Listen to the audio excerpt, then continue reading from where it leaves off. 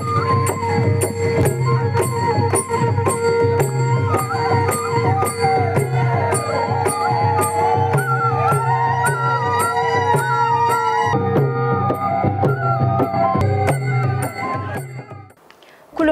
स्टुडियाव दं आं भाग्यश्री बसुमतारी दिनै महाशिवरात्रि दिन बे दिननि बेलायाव मोनसे बेलायाव थिक अभिजित लग्ननि बे टाइम पिरियडआव जोङो दिनै जोंनि पर्बतजरानि अन्थाइ बान्दो मन्दिर बाहाय जोङो महाशिवरात्रिनि दिनाव जोङो शिब मन्दिर मोनसे स्थापन खालामदों बे शिब मन्दिरखौ दिनै स्थापन खालामनायाव बेखौ फसंथानायाव जोंनि गामिनिनो सांमान्दा गामिनिनो रतेन्द्रनाथ ब्रह्म बिथांनि आंगो बिसिखौ लानानै बेहाय दान होनानै बिथाङा बे मन्दिरखौ लुफुंनानै होदों जों उन्दैनिफ्रायनो बे ओनसोलजों जड़ित आरो दिनै बिथांनि आखाइजों दिनै बे मन्दिरखौ लुफुंनानै होनायाव जोबोद गोजोननाय मोनदों बे ओनसोलखौ लानानै जोंहा जे बिश्वास शिव बाबानि सायाव जोंहा जे बिश्वास आरो आस्था बे बिश्वास आरो आस्थाखौ लोब्बा लाखिग्रा साफ्रोमबो सुबुंनि थाखाय बे फसंथाया जोबोद गोनांथिमोन आरो जोबोद मोजां मोनसे उननि दिनाव जोंनि शिब बाबाखौ शिब बाबा सिबियारि साफ्रोमबो सुबुंफोरनि थाखाय जोबोद मेहेरगोनां मोनसे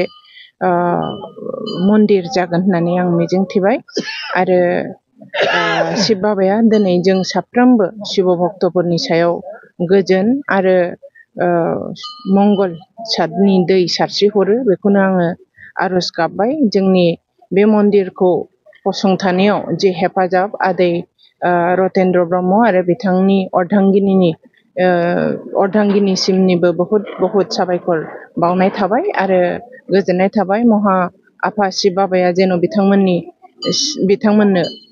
बोर सारस्रि हरो बेखौनो आङो मिजिंथिबाय गोजोन्थों मा रोखोम गोजोननाय मोनदों बेखौथ' 10-15-20 बोसोर जानाय नैबे गोजाम मन्दिरखौ सानसेखालि आदा बेबायदिनो आंखौ थाव गोथां बायना हरलै फुजा होननानै बुंनायाव बेहाय आं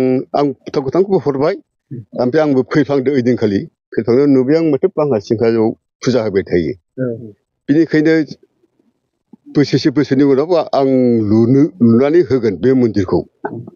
दा बेनिखाय आं सेमोन थांनाय शिब मन्दिराव शिबरात्रि फुजायाव गायसनदों जों आरो बेनिफ्राय नै बे शिबरात्रिनि आगोल बेखेवनो हायो खोमा होननानै जों बोलो होनानै दा बेखेवदों आरो दा बे एलेखानि मोनसे मन्दिर जानानै थाथों बे जायगानि जादों माने महामाया संरक्षित बनान्चल बे सर्बदाय जों उन्दैनिफ्रायनो मिथिखागौ जे बे महामायानि एलेखा दा बेनिखायनो बेहाय मन्दिर लुना होनाया रायजो राजानि थाखाय आंहा जोबोद मोजां मोननानै आं लुनानै होदों आंनि थाखा फैसाखौ आं गारनानैबाबो आं होदों आंनाव दाबो बिफद आफद जायाखै बे मन्दिरखौ लुनायनि थाखाय नोंथांनि बे मन्दिर लुनायाव बेसेबांसिम खरसा जादों बे आरो थांबाय औ सिबियारिफोरा मा रोखोम बाहागो लादों सिबियारियाथ' नै दाथ' बाहागो लाफैसिगोन माने मन्दिरा नियम फाङा मोजां गैयामोन नालाय बे हिसाबै मन्दिरा माने नामानो जायाखैमोन दा दिनैनिफ्राय आराम्भ जासिगोन नैबे मन्दिरखौ नायोबा नैबे मोनसे जिरायसालिनिबो गोनांथि दङ औ दं बियो सानसे जालांगोन बेखौबो आरो लुनानै होग्रा मानसिफ्रा एसे होनहांगासिनो दं खिन्थु लुथ'वाखै बिसोरो दा लुगोन जाय हानाय मानसिफोर बिसोरो बेनो जोबोद गोजोनथाव बाथ्रा जोंनिनो सासे प्रतिष्ठित क्षुद्र साहा बागिसानि मालिक सांबान्दा गामिनि रतेन्द्रनाथ ब्रह्म बिथाङा दिनै नैबे शिव मन्दिरखौ लुफुंनानै होदों गासिबो गावनि थाखा फैसा खरस खालामनानै लुफुंना होदों बिथाङा दा बे मन्दिरा जाहैदों जों हाबोआखै गोबावसै 18-19 बोसोर जाबाय बाहाय फुजा अर्चना होबोनाया जायगानि साफ्रोमबो रायजो राजा बाहाय गोदोनिफ्रायनो माबा मोनसे मिथिस' हायै माया दं होननानै फोथायबोयोमोन मानो होनना बुङोबा बे अन्थाइ बान्दो सिलभानि अन्थाइ बान्दोआ नै खाथियावनो दङ आरो बिनि खाथियाव नैबे हाजो थिख्रा जे दङ बियो जोबोद समायना मिथिंगानि गेजेराव मोनसे समायना थाथाय दा बेवहाय गोदोनि मानसिफ्रा फोथायोमोन जे अखा बांखा गैयाबा बाव दाउला गोजाब होनानै फुजा होयोब्ला दसेनि उनावनो अखा हायो होननानै फोथायोमोन आरो बेजों लोगोसे बे ओनसोलनि खाथि खाला गोदोथ' बे बिराद हाग्रा बिफां लाइफांनि जायगामोन ना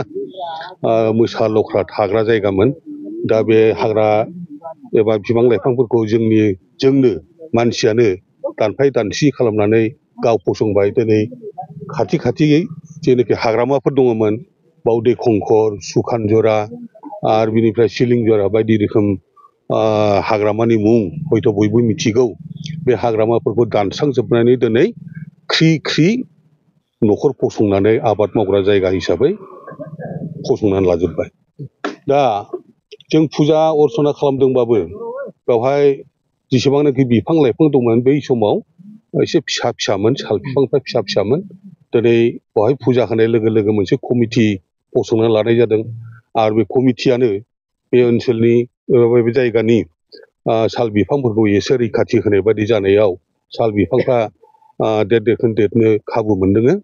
आरो जों बयबो मिथिगौ मिथिंगा थांनानै थायोबासो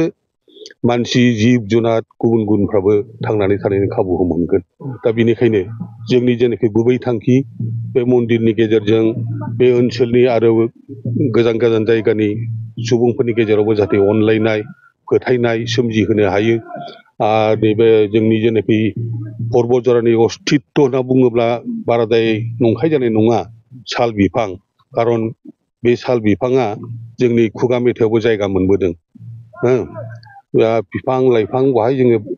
रखना बेखन होनानै दिनैसिम बेबायदि अबस्था नुनो हाबाय बिनि थाखाय धन्यबाद आरो गोदानै जों नैबे मन्दिरखौ बिथां रतेन्द्रनाथ ब्रह्मआ लुफुंनानै होनायाव मानसिफोरनि जेनाखि फोथायनाय सिबिनाय बियो बेवहाय मोनसे समाव हयथ' क्रेन्दिबुथ' जानो हागौ बयबो बेवहाय फुजा अर्चना होनो फैनो हागौ बिनि थाखाय बे मोनसे जायगाया मोनसे जोबोद गुरुत्तपुर्न जायगा हिसाबै जायगा मोननो हागौ आरो मा